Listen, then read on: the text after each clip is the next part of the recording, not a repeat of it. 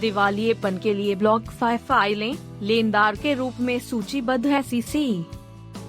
इस साल की शुरुआत में company 3 Arrow Capital 3AC hedge fund के पतन से प्रभावित हुई थी। एक्सचेंज FTX द्वारा प्रदान की गई एक क्रेडिट लाइन ने संचालन जारी रखने की अनुमति दी, लेकिन केवल थोड़े समय के लिए। हाल ही में क्रिप्टो ट्रेडिंग स्थल भी ढह गया।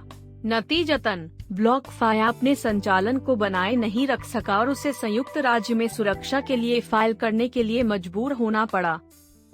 एक के अनुसार प्रेस विज्ञप्ति, कंपनी FTX और अन्य प्रतिपक्षों से धन की वसूली करने का प्रयास करेगी। इस प्रक्रिया में कुछ समय लग सकता है क्योंकि क्रिप्टो एक्सचेंज दिवालियेपन की प्रक्रिया से गुजर रहा है। BlockFi के वित्तीय सलाहकार मार्क रेंजी ने कहा। FTX के पतन के साथ BlockFi प्रबंधन टीम और निदेशक मंडल ने ग्राहकों और कंपनी की सुरक्षा के लिए तुरंत कार्रवाई की। स्थापना के समय से BlockFi ने क्रिप्टो करेंसी उद्योग को सकारात्मक आकार देने और क्षेत्र को आगे बढ़ाने के लिए काम किया है। BlockFi एक पारदर्शी प्रक्रिया की आशा करता है जो सभी ग्राहकों और अन्य हितधारकों के लिए सर्वोत्तम परिणाम प्राप्त करती है। BlockFi, FTX और क्रिप्टो कंटैगियन।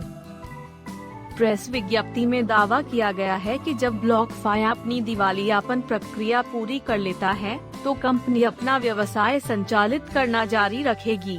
इस अर्थ में क्रिप्टो ऋणदाता दिवालियापन अदालत के साथ अतिरिक्त गतियों की एक श्रृंखला दायर करेगा, जैसे कर्मचारी वेतन और कर्मचारी लाभ का भुगतान करने की क्षमता। क्रिप्टो ऋणदाता का दावा है कि हाथ में $256 मिलियन से अधिक नकद है, लेकिन दिवालियापन प्रक्रिया के दौरान निकासी अनुरोध हैं और जारी रहेंगे। इसके अलावा कंपनी अपने खर्चों और श्रम लागतों में कटौती करने की रणनीति लागू करेगी, कंपनी ने घोषणा की। इन अध्याय 11 मामलों के समानांतर बर्म्यूडा निगमित कंपनी BlockFi इंटरनेशनल लिमिटेड ने बर्म्यूडा कंपनी अधिनियम 1981 की धारा 161 ई के अनुसार निकट अवधि में संयुक्त अंतिम परिसमापक की नियुक्ति के लिए बर्म्यूडा के सर्वोच्च न्यायालय के साथ एक याचिका दायर की। BlockFi वर्तमान में उम्मीद करता है कि ग्राहक के दावों को अध्याय 11 प्रक्रिया के माध्यम से संबोधित किया जाएगा। अमेरिकी प्रतिभूति और विनिमय आयोग SEC को अदालत में दायर दस्तावेज में $30 मिलियन के लेनदार के रूप में सूचीबद्ध किया गया है।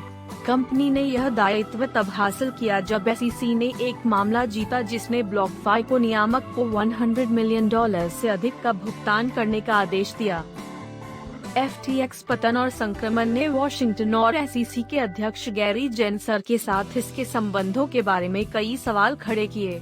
इन घटनाओं के मद्देनजर कई लोगों ने सोचा कि क्या FTX के पूर्व CEO सैम बैंकमैन-फ्राइड ने वॉशिंगटन में राजनेताओं को खरीदने के लिए ग्राहकों के फंड का इस्तेमाल किया। इसके अलावा रिपल के जनरल काउंसलर स्टीवर्ट इल्डरोटी ने सोचा कि क्या BlockFi ने SEC को FTX के फंड से भुगतान किया है। नियामक के लिए निहितार्थ क्या है यदि एक्सचेंज ने ग्राहक निधियों को BlockFi के लिए कवर करने के लिए इस्तेमाल किया, एल्डरोटी कहा। BlockFi/SEC सौदे के अनुसार कभी भी कुछ भी पंजीकृत नहीं किया गया था। $100 मिलियन जुर्माने के पहले 2 भुगतानों के बारे में क्या? यदि वे बनाए गए थे, तो क्या SEC ने BlockFi की भुगतान करने की क्षमता और या धन के स्रोत की पुष्टि की थी?